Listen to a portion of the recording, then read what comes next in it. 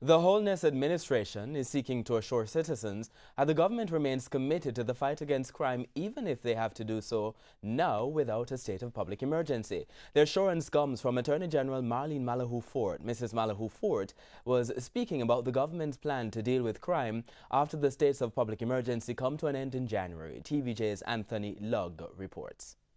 What will happen when the state of emergency ends next month? That's the question being asked by many.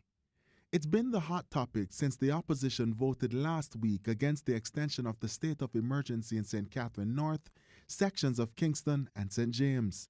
There have been mixed reactions, but just like her government colleagues, Member of Parliament for St. James West Central Marlene Malahoo Fort argues that the PNP's decision wasn't in the best interest of the country. Instead, what we had was an attempt to score cheap political points that really does none of us any good at a time when we are confronted with serious challenges. The opposition has been resolute, saying they're not against reasonable efforts to curb crime. However, they insist the constitutional rights of citizens must not be trampled on.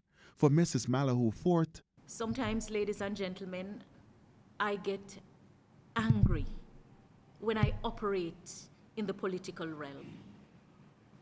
I get angry because too often good sense flees some of our decision makers. And instead, we resile to our partisan camps. And the best decisions are never always made in that realm.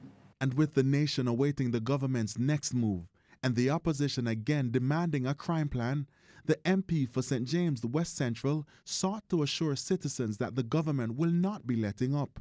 I'm still pleased to be part of the government that is prepared to stop at nothing to ensure that communities are restored to safe places, where families can be raised, where children can go to school without fear, and where you can have an opportunity to realize your goal.